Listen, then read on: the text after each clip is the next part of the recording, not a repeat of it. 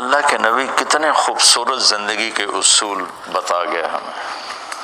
لقد کان لکم فی رسول اللہ اسوۃ حسن. اور لقد یہاں جب لام بھی تاکید کا قد بھی تاکید کا جب دو اکٹھے ہوتے ہیں تو قسم کا معنی بنتا. تو اللہ تعالیٰ قسم اٹھا کے فرما رہے ہیں لکم تمہارے نفع کے لیے. تو یہ نفع والا لام ہے کہ تمہارے نفع کے لیے ہے، اور صرف خاص طور پر تمہارے لیے کہا جا رہا ہے. فی رسول اللہ اسوۃ حسنہ. ایک اسوہ کا مطلب ہے نمونہ، حسنہ کی جگہ کاملہ کا لفظ بھی آ سکتا ہے کہ مکمل نمونہ ہے. مکمل کا لفظ ہیوی ہے، حسنہ کا لفظ پرکشش ہے، خوبصورت. تو خوبصورتی ہر انسان کی کمزوری ہے. ہر انسان مرد ہو یا عورت، بچہ ہو یا بچی ہو، خوبصورتی کی طرف کھنچ جاتا ہے. وہ کسی رنگ میں بھی حسن ہو تو انسان اس کا دیوانہ بن جاتا ہے. ایران کے بادشاہ نے ایک شعر کہا، درے ابلک کسے کم دید ابوت. ابلک موتی کبھی کسی نے دیکھا ہے؟ ابلک کالا سفید. تو اس نے شعراء کو بلا کر کہا کہ اس پہ مصرع مکمل کرو، مجھ سے نہیں ہو رہا. تو سارے شعراء عاجز ہو گئے، کہا اس پہ کوئی ہے نہیں. تو ہندوستان سے تعلقات تھے ایران کے بادشاہوں کے. تو اس وقت اورنگزیب کی حکومت تھی. تو اس کی بیٹی تھی زیب النساء، بہت بڑی شاعرہ. تو دربار میں یہ مصرع پہنچا، کوئی شاعر نہیں لگا سکا. تو اورنگزیب نے کہا وہ زیب النساء کو دے دو. وہ زیب النساء پہ ناراض ہی رہتا تھا چونکہ وہ خشک مزاج تھا اورنگزیب، اور وہ شاعرہ تھی، اور شاعری میں خشک مزاجی تو ہوتی نہیں، اور جب تک اس کے مزاج میں ایک اضافی چیزیں ہوتی ہیں جس کی وجہ سے وہ شاعر بنتا ہے.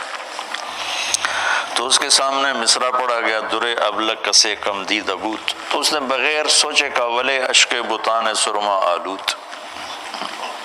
واہ، کہ کسی نے ابلک موتی دیکھا ہے.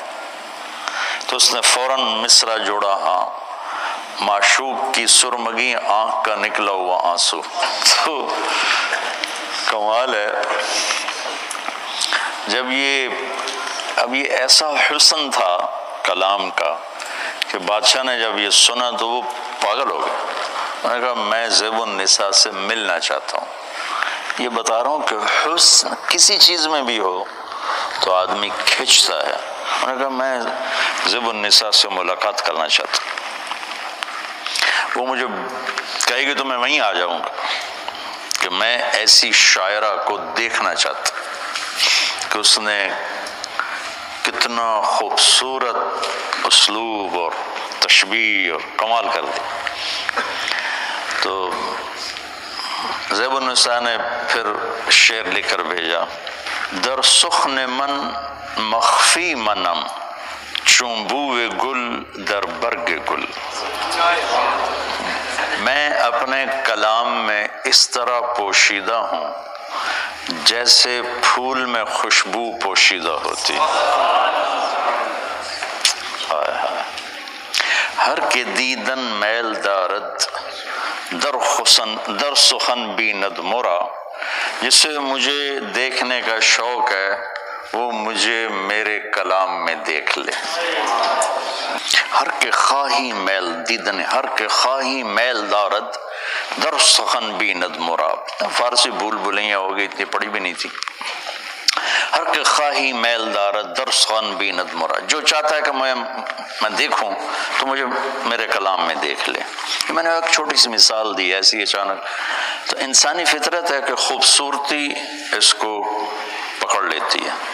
تو میں قربان جاؤں، اللہ نے کہا تمہارے لیے حسین ترین اگر زندگی گزارنا چاہتے ہو تو میرا نبی ہی نمونہ ہے، چونکہ ایک ہے زندگی خوبصورت ہو، ایک ہے اسباب زندگی خوبصورت ہو، کپڑا ایسا ہو، سواری ایسی ہو، گھر ایسا ہو، برتن ایسا ہو، یہ تو اس کا علم تو ہمیں معلوم، لیکن زندگی خوبصورت ہو یہ علم ہم نہیں جانتے، یہ سب اللہ کے پاس، اور اللہ کے بعد پھر اللہ کے محبوب پہ اتارا گیا، ما ينطق عن الهوى ان هو الا وحی یوحی۔